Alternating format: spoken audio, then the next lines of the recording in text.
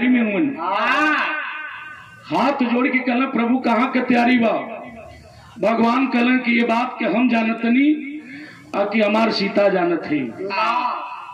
हनुमान जी कहलन कि अरे वाह, लंका में लोहा गाहे करे तो मैं हम गहली और कौन ऐसा बात सिर्फ रमुआ जानत नहीं कि एगो सीता जानत नहीं। हनुमान जी सीता जी के पास गए और जब समय सीता के पास गए उस समय सीता अपन बात उन सोरहो श्रृंगार सजावत थी। दर्पण के सामने शीशा के सामने सीता सिंदूर उठा करके मांग में सजा रही थी। हनुमान जी जाके प्रणाम किलन सीता माता के और हनुमान जी के नजर ऊपर पड़ल जब सिंदूर मांग में लगोले ही। हनुमान जी कलम आते सब कुछ ठीक बा लेकिन ये मांग में लाल टेस्ट काहे लगाओ थो। सीता मुस्कुराने लगी कहती है हनुमंत आप नहीं जानते इसको लगाने से मेरे प्रभु मेरे भगवान हमको बहुत ज्यादा मानते हैं।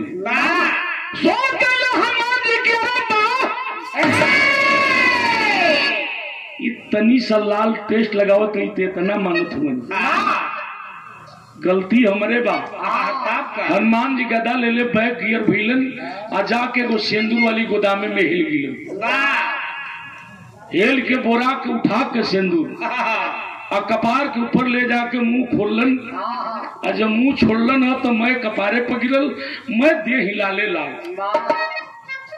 दौड़ल गदा ले गिलन। हनुमान जी कहलन प्रभु अब कोनो कमी ना न हो। भगवान कहल कि ना कोनो कमी ना हो। इतना तू पोत ले डेंटिंग पेंटिंग में हो गई बड़ो। भगवान आशीर्वाद देते हैं जाओ भक्त हनुमान आज से बात तुम तुहार लोग पूजा करी वही मंगलवार के बाद तुम लोग उपवास रखेलन और हनुमान जी के भी कौरू तेल आऊ सिंदूर लगेला। कलन जाओ भक्त कल कि ना कहाँ के तैयारी वही बताओ। हनुमान जी से राम कलन देखा ससुरार के मैटर बा ये बात के हम जानत नहीं कि सीता जानत रही। हनुमान जी कहला कि तब हम चलब। राम कहला कि तू कभी बिगाड़ देबो। कहला कि ना हम भक्त ही आपके हम चलब आपके बिना हम जी ना पाए। आगे राम पीछे सीता उनके पीछे बात न हनुमान जी लेकिन बानर जात मनवे में सोचत न के रे भाई देखा हो है मेहरारू पोले बना तो दुलकुल जात हो। हनुमान सोचा अगर हमरो ससुराल रही हमरो मेहरारू रही हमहू पहिर वहीर के ससुरारी जैती का मजा आई। उनकरे दिल के बात भगवान जान गए। सोचलन छोड़ल ठीक ना हो समझौलन देखा बात बिगड़े ना ससुराल के मैटर हो न तो हमार शिकायत हुई। हनुमान जी कहलन प्रभु हमारा रहते हुए केवनो शिकायत के मौका ना मिले। चलन हो तब विरह के शैली में बतावे के पड़ल कैसे।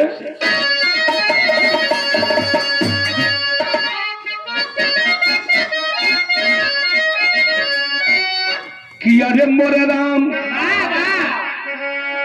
कपिराई भी अरे सिंगार में सने अरे तो नियत के नियम सूत पर बधा निखिल संसार।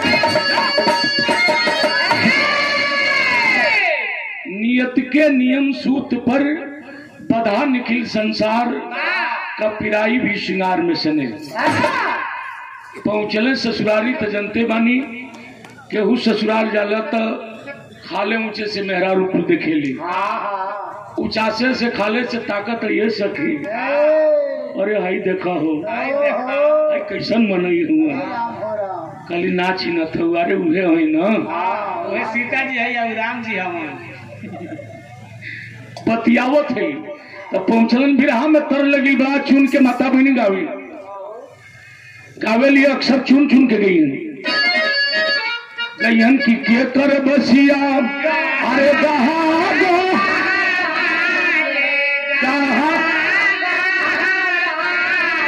अरे केवल दुलरू पिया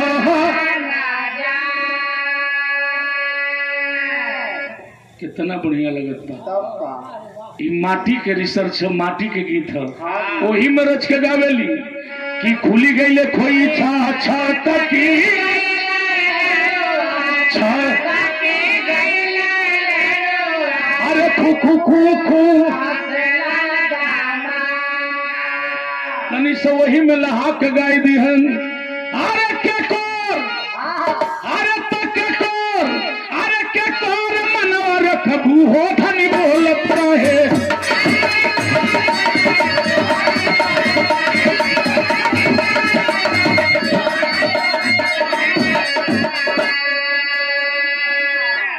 और इस भाव पर हमारे सम्मानित आदरणीय श्री प्रद्युम्न मास्टर साहब आप महोदय की तरफ से ये 50 रुपये का सम्मान बहुत बहुत स्वागत बा। और इस भाव पर हमारे सम्मानित आदरणीय विनायक रिकॉर्डिंग स्टूडियो आप महोदय की तरफ से ये 50 रुपये का सम्मान बहुत बहुत स्वागत करते हैं। आप सकल पंच बाबू भैया लोग के प्राण पर लगी हो, बड़ा चुन के गावेली, लेकिन हमरे बला मास्टर गौले रहलन का गौले रहलन। अरे तबल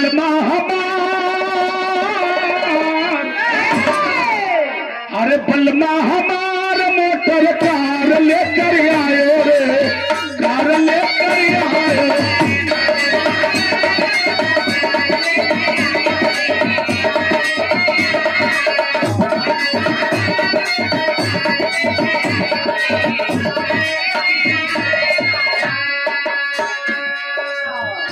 भाव कितना बढ़िया है, तोले भाव बढ़िया विरह में का। हरे तक कोशिला कुमार है, कोशिला कुमार ससुराल सज के आयो रे, ससुराल सज के आयो।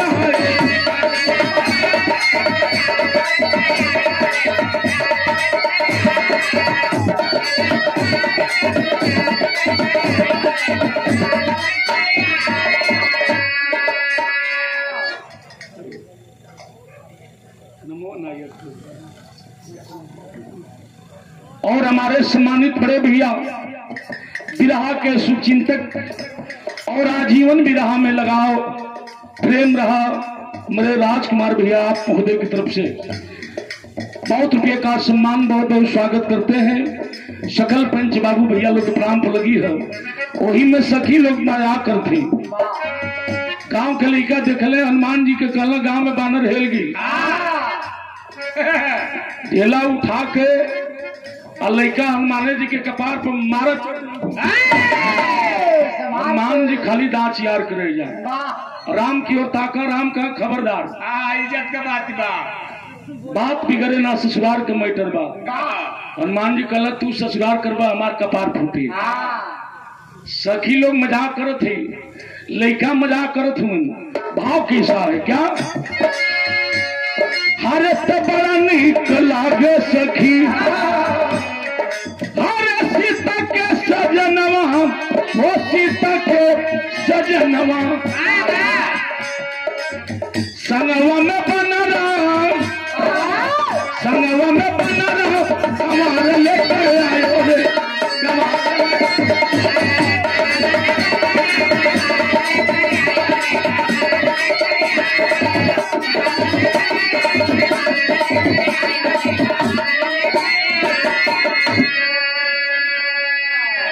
राम समझावे हनुमान जी के कि देखा बात बिगड़े न। लड़का ढलाबाजी किलन, सखी लोग सोचली पहुना इलन ठीक इलन, सीता इली भाई ठीक भैल, इहो पहले तन ठीक ठाक रहली, आ जब से वन में गईली है तब कौन खा के मोटा गई भाई। वन में फल फूल मिले के भैया, कंद मूल सब कुछ मिलता है, तो वह कुल खा के सीता ऐसन हो गई। सखी लोग बतियावत थी, हनुमान जी पर नजर पड़ल, सखी लोग जाके धीरे से कपार सुगरावत थी। हनुमानो जी के तनी धीरे धीरे आनंद आवे लगल। राम की ओर ताकत न, राम सोचे मनवा में कोनो के बिकोटन न तो कमे गड़बड़ा जाए। सखी लोग देखली बानर ठीके ठाक हो, एगो एने कान पकड़लस एगो एने पकड़लस, आ धीरे से जब ऐठे लगली आ जब ऐठत रही तो दाच यार राम की ओर ताकत न, राम कहल बस उतने पर पटाई रही। इज्जत का बात भाई, पटाई रही इज्जत के बाद बात बिगड़े न चाहिए। कहल गजब तमाशा बा।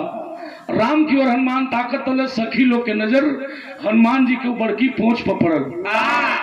सोचे लगली कि अरे वाह, यही पोछिया से लंका जरा के चले बाहरे हनुमान जी पकड़ ली है पोछ, 5-7 जानी मिल के अब पकड़ के जौने झीटी मर ली हनुमान जी चट दिन वही जब बकैया हो गई।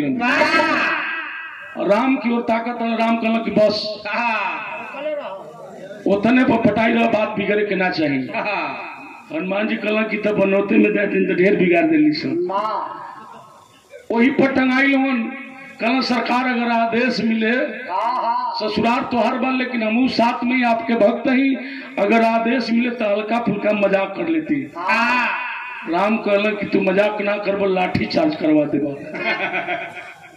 मजाके करे के हत तनी हल्के फुल्के में तनी सा हनुमान जी आदेश पौलन, सखी लोग पूंछ पकड़ ली है, धीरे धीरे अपन पूंछ बढ़ावे लगल। अब बढ़ावत बढ़ावत बढ़ावत बढ़ावत घोड़िया के लेके सुषमा जी जानतो जौन आगवा तोरा नियर सखी कनवा पकड़ के उठले रही, लिया के पूछिया आ टीप के लहंगा के बाद उन्हें एंटीना लेकर जब खड़ा कर लेना राम कर अरे कौन मजाक के दादा लाठी चार्ज करो। अभी राम मने करत हूं तो ले एंटीना लेकर पहुंच टाइट कैले लगलन, हिलावे लगली, झकझोर के भागे।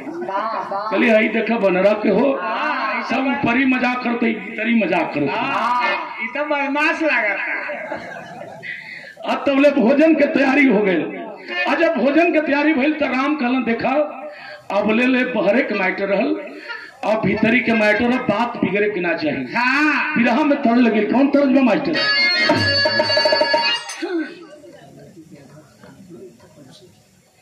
और दुर्गा पूजा कमेटी के अध्यक्ष आदरणीय बड़े भैया श्री रमेश यादव जी, आप महोदय की तरफ से पुनः 101 का सम्मान बहुत बहुत स्वागत करते हैं।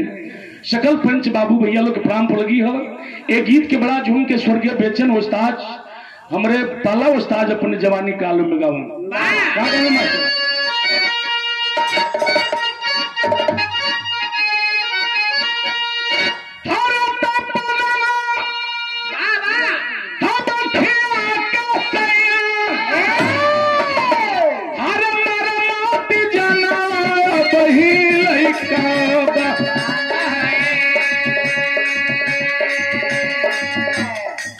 आजो बात तुम तुरंत की दूर निकल गया। छपरा जिला के कोनो लौंडा पाल टांग के गौलस कि पनवा खिया के सैया मारा मती जनवा वही लड़का बने। जैसे पाल टांग के गौलस कुछ शुरुका लड़का गिलन जाके जनरेटर के तारे काट दे न कटाए के चाहिए लेके भाग गिलन सोके तार जोराइल जब जनरेटर फिर चालू भैल जोराइल आजोर भैल तो लौंडा है ना मंच पर लौंडा गायब दोनों दूसर का लौंडा के बुलाओ गए तो आके अपन विपद का हाथ पा उ का गौल रहे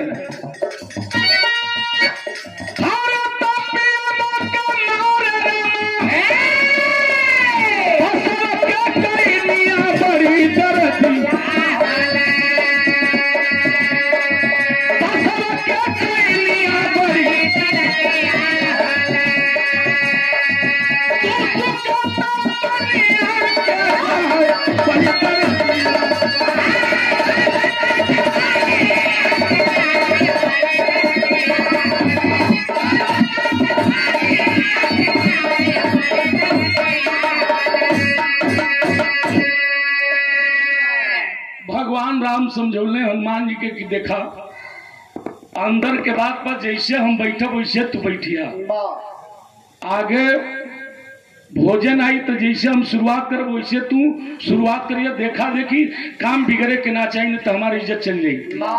कहला प्रभु जीवन आदेश हुई तेवने करब। नतीजा निकलल भयल का बाबू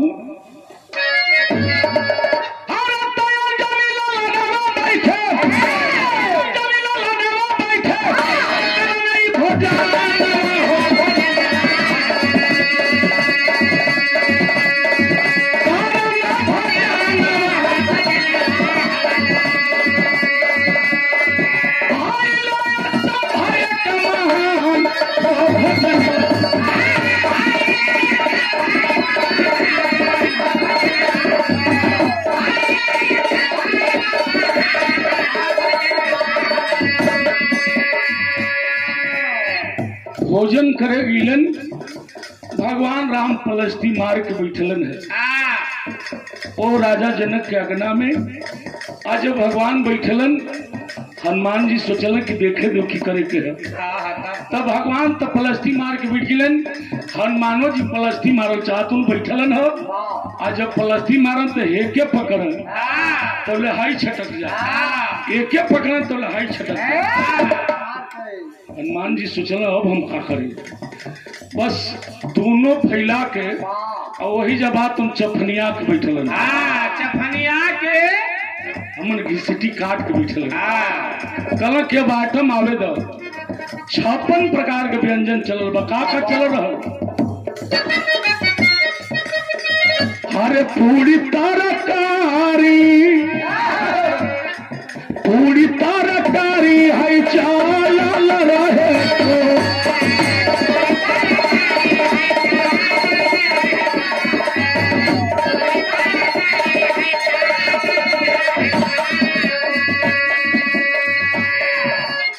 पूरी तरकारी सोवा खोवा कटहल के कोवा भी चल रहे। भगवान राम पूरी सब्जी उठौलन खाए लगले। हनुमान जी सोचलन कि आइटम ज्यादा बा क्यों ना उनसे शुरू करें।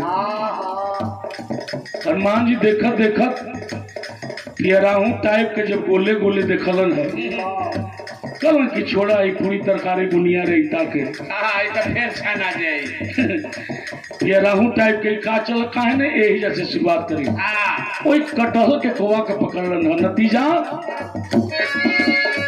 पूरी तरकारी है चाल रहे कोवा आटो में कापी रही पाछा पकी गईलन कोवा।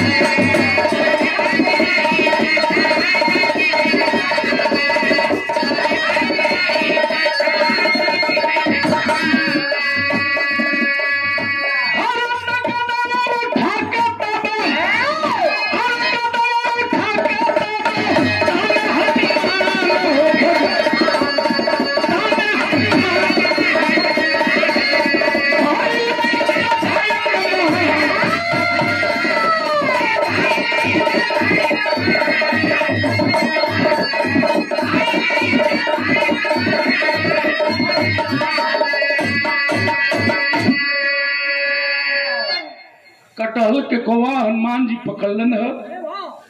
आज जब पकड़लन तो वो छटक के थाली से भुइया चल गए। राम की ओर ताकत राम कहलन गजब कैलनी यही जान के समझौली बात नहीं मल्लन। आखिर हमन बानर के जात अजौले बिगड़िहन ना तौले मनिहन ना। हनुमान जी सोचलन कि प्रभु के सम्मान के बात बा। चारों ओर तकल केहू देखत त नहीं बा, कहूँ देखत त नहीं बा। आ चारों ओर ताक के सोचलन धीरे से पकड़ के थाली में रख ली। आ जैसे पकड़त हुए वो कटहल के कोबा छटक के और आगे बढ़ गई। राम की ओर ताकत राम कहल के तू कबड्डी खेलबा हम बुझत है। हनुमान जी सोचल ऐसे नहीं फरियाई, एक हाली छलांग लगाई और पकड़ के लिया के दरे पर बैठ जाई। छलांग लगा के फिर वो कटहल के कोबा पकड़त हुए वो जनक के अगना में छटक के और आगे बढ़ गई।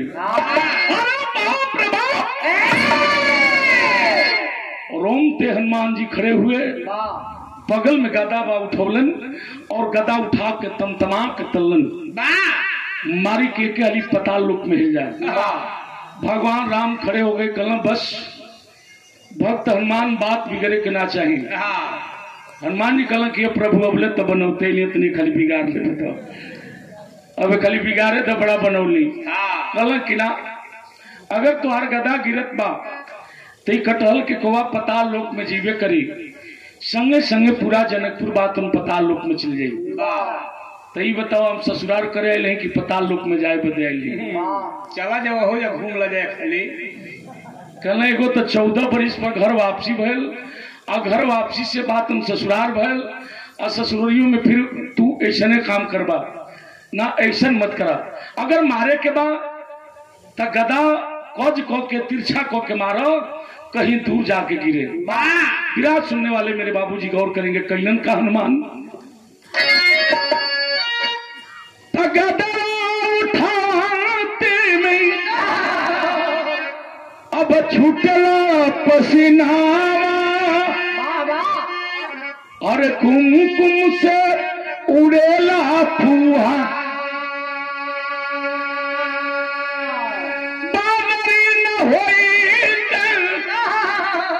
खुल जाती भगिया, और बनते सजनवा।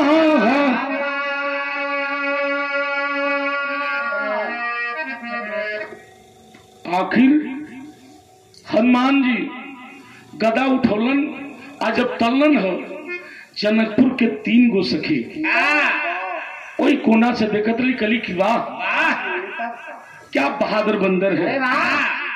लेकिन जौना समय गदवा उठौलन और गदवा उठा के जब भजलन है, प्रमाण मिलता है मित्रों कि शरीर में उनका कुमकुम यानी सिंदूर लगल है, वो हवा द्वारा उड़ के जाके वो तीनों सखी के मांग में पड़ गए।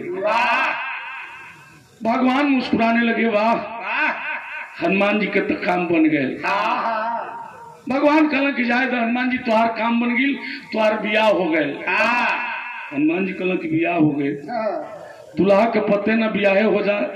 कहला कि एगो से ना 3 गो से। कहला कि ये सरकार जिंदगी बर्बाद तो हम बाल ब्रह्मचारी रही, आई बुढ़ौती में हमारे देह के गजन करईबा। कहला कि ना तुहार काम बन गए। लेकिन उस सखी मनवा में सोचे कि वाह क्या बहादुर बंदर है। अगर ये बंदर मनुष्य होता, मर्द होता, एकरा से बियाह हो जाई। का मोटे मोटे लड़का होतन सर। बारे पहलवान उस सखी मनवा में सोचे। लेकिन हनुमान जी भगवान राम के पैर पकड़लन, रोवे लगलन, और रो के भक्त हनुमान भगवान से को बात कलन। का कलन? विरह में तर लगी।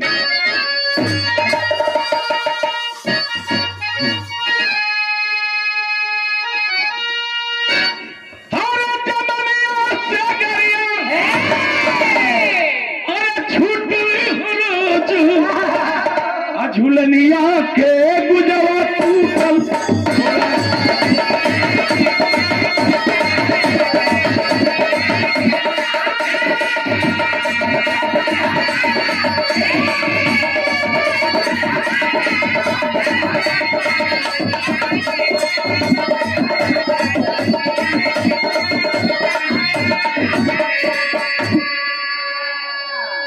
हनुमान जी गदा मरलन वो कटहल के कोवा पर।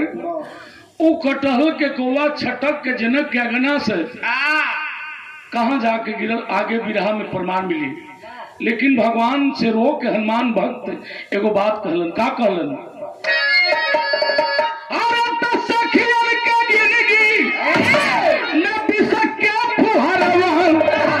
अरे लहरवाई मेरा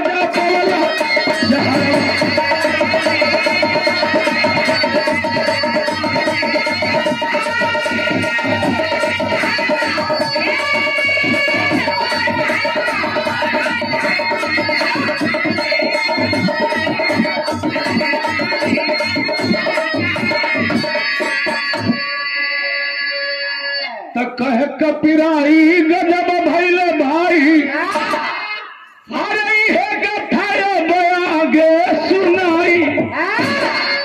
अरे तीनों के माथे जिसके फुहार वाला राजा।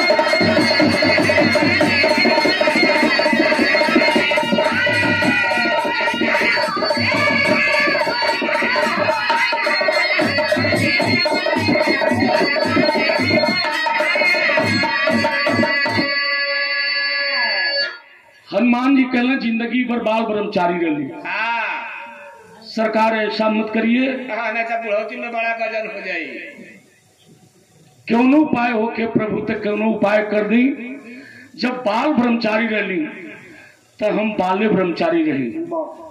आगे मुलाकातों कहना कि मुलाकात तो हुई, आगे चल के बाद उन तीनों सखीन से तुहार मुलाकात हुई। समय बीतने लगा। आज जब धीरे धीरे समय बीतल, अब यहाँ के बात तेने छोड़ी। कटहल के कोवा के भगवान हनुमान जी मरले रहलन, वो गिरल कहाँ बतावल गई कैसे। तो गिरा जहाँ पे कटहल कोवा, हरे बना है कटहल नाला। उहे बलिया में कटहल नाला के नाम से प्रसिद्ध है। जनकपुर से वो कोवा आके गिरल, कोनो ठेकेदार नहीं खुनौलस। प्रमाण मिलेला कि वहीं कटहल नाला बना।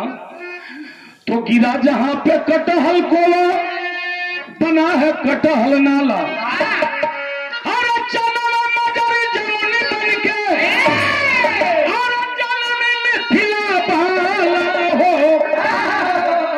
पिराई भी सिंगार में सने, अरे तब हम लोरिक बन के जन्म पहन।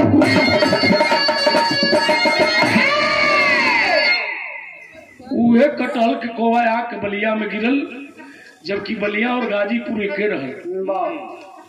वही कटहल नाला के नाम से प्रसिद्ध हुआ बलिया में। मैं नदी पश्चिम से पूर्व में बहली, और ऐसा नदी है कि उत्तर से दक्षिण में है और दक्षिण से उत्तर में है, उल्टे बही। वही आकर के तीनों सखी जनकपुर के चनवा मजरी जमनी बल्ली, और वही हनुमान जी आकर के पीर लोरी भैलन है।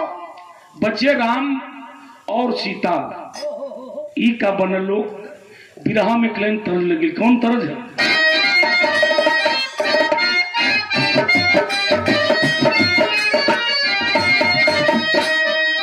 बड़ा प्रेम से माता बहनी गावेली। हर माई कहेली बेटी नियर बियाह दे हो, भैया कहलन बड़ी दूरा हो।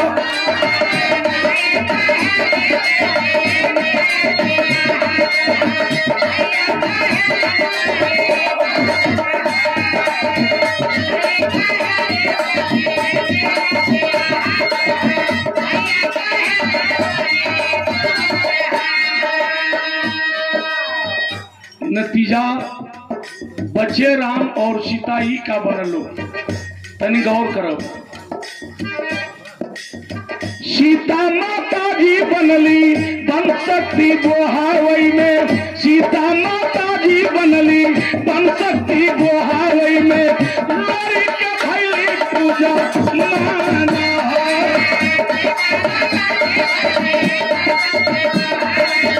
लोरी के भैली।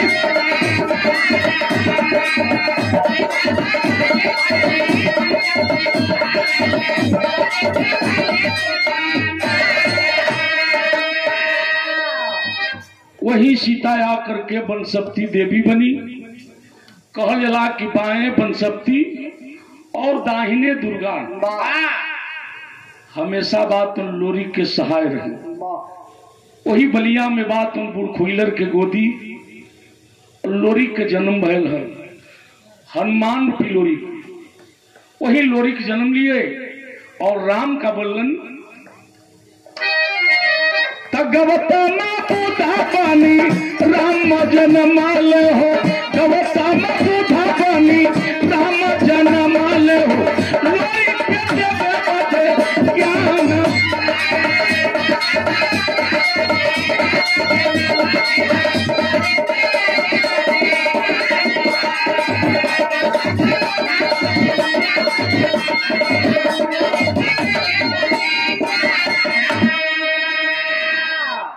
मर्यादा पुरुषोत्तम भगवान राम आकर के गौतम बुद्ध बने। लोरी के जब चौथा पड़ा गया, आज भी लोरी काइन गावेल बलिया में जाई तब बोहा में बात आज भी पीपल के पेड़ बा जौन चनवा के उधार लोग कहला कि उधार कैलन, लेकिन नहीं मित्रों, चनवा के बाद हम उधार कैले रहलन लोरी। वही चनवा के बुलौले रहलन जौन की आज भी छेव लगल बा पेपर के पेड़ में, आज जौन दुर्गा के आरती करन, जौन की आज भी बलिया में परमाइन के नाम से बात उन लोग जानेला, जो दुर्गा के पूजमान लोरिक रहलन। आज भी आरती बा कि हमसे आपसे उठेला ना, मैं आंखी से देखा हूँ, आज भी वो आरती है जो लोरिक बानत आरती घुमावन। लोरिक उत्सव में हमनी के कार्यक्रम रहल, गई नहीं जा देखली जा उसी, तो आज भी प्रमाण है। वही बात उन गौतम बुद्ध और राम बल्लन, धीरे धीरे समय बीते लगल है। और परम सम्मानित आदरणीय श्री मनोज भाई शक फातिमा जिला पंचायत सदस्य आप महोदय की तरफ से यह सम्मान आशीर्वाद बहुत बहुत स्वागत करते हैं। सकल पंच बाबू भैया लोग के प्राण पर लगी है तो हमारे विवाह का लास्ट प्रमाण बताओ गए। चौथा पन आ गई लोरी के, जब चौथा पन आ गई हो राजकुमार भाई, तो बतावे वाला लोग बतावेलन कि लोरिक चौथा पन में बात उन्हें विवाह के छोड़ के काशी में चल गई। अब काशी में अपन जीवन बितावत हुन। वही समय बात उन राम रूपी गौतम बुद्ध पहुंचते हैं लोरिक के पास, और लोरिक से कहल कि अरे लोरिक, सुनीला कि जितना लोहा लड़ाई जीतला सब वही दुर्गा के बल पर जीतले हुए। लोरी कहल कि ना, जितना लोहा लड़ाई जीतली सब अपने भुजा के ताकत पर, अपने जांघी के बल पर जीतली। गौतम बुद्ध कहल कि हम नहीं मानब। कहल लोरी के नाम मनब तो मार दे दे झीटी कि लगबा बिना गीटी कि ले लेब भर माटी। गौतम बुद्ध कहल कि सुना लोरी पानी पर मतावा। कहलन लोरी की देखा जब जवानी रह के ना ताकल का कहलन विरह का लास्ट भाव है। हाँ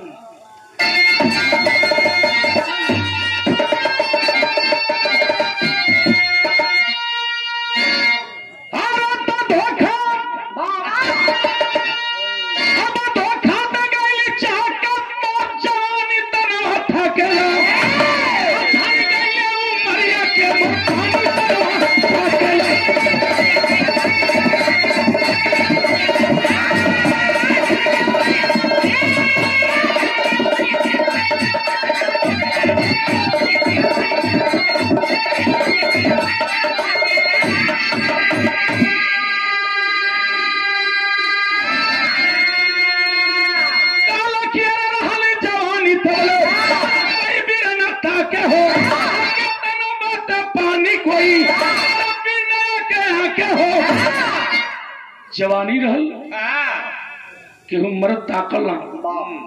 अब आई बुढ़ापा में तू पानी देता चल पानी दे दे। देखा जब जवानी रहल सुषमा जी तो जिंजरी आंख तरह के ताक दे, उनका से आंख मिला ले जा हमनी को, वो लोरी छोड़ले नहीं। अब आई पार झगी बुढ़ोती में लगल पानी दे के, पानी मत दा। आखिर जवानी पानी के बात करत हूँ। कल तुम्हारा नियर बहुत हम ज्ञानी देखली।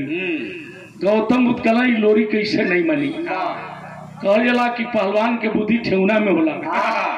लोरी पहलवान भी रहले। कल एगो काम करा, अगर ये उड़ा के फान जीव बिना सुनने वाले मेरे मित्रों, उड़ा वो बताओ जला काशी में एगो रामनगर एगो सीता के रसोई घर, अभी पेपर में पढ़े होंगे। वर्तमान में रामलीला होला बनारस में, भगवान राम लक्ष्मण सीता जी अनशन पर बैठल हूँ, रात भर लेने न आई है। मेन बात देखा सरकार के गरबा कितना गजन होता, भगवान भी अनशन पर बैठे सुन। यूट्यूब पर देखे होंगे मोबाइल में, हनुमान जी और लक्ष्मण जी अपने में बाज गए। जनता जाके छोड़ावत रामलीला देखे वाला भैया मान जा लोग। मेन बात ही रहे भैया कि लक्ष्मण के राम के आवाज मिलल, हनुमान जी के मिलबे न कोई। तो देख ऐसा हो गई बा साथी। आखिर भगवान कहलन, गौतम बुद्ध कहलन लोरी का अगर फान जीव तो मान जाई, जितना लोहा लड़ाई जीतले हुई बा सब अपने भुजा के ताकत पर, अपने चांगी के बल पर जीतले हुई बा। तब लोरी कहलन का कहलन गौतम बुद्ध, अरे यहाँ का फन बताबे गौतम कहले हो, लोरी के बोले ऐसा उड़ा, अरे कहते याद फनले हो,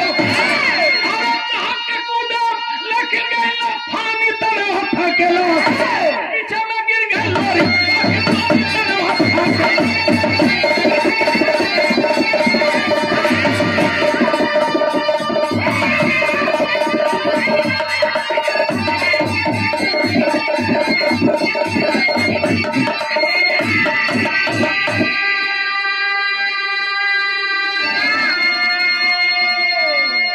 कहले जो ने उड़ा के कहत वो फाने बदे लड़कैया में कितने ऐसा उड़ा फान के बाद लोरी छोड़ दिया। अब बुढ़ापा में कहते वो नाम बतला फानत है चहक के बाद तो लोरी के उड़ा फलन हो, लेकिन फलन तो फान नहीं गए, जा कोई पीछे में गिर गिलन। आज जब गिर गिलन तब लोरी के पीछे घूम के ताकत न कहीं बुढ़वा देखत नहीं बा। आज जब पीछे घूम के तकलन तो देखत हुन गौतम बुद्ध राम के रूप में दिखाई देते हूँ। गौतम बुद्ध राम के रूप में दिखाई दे रहे हैं।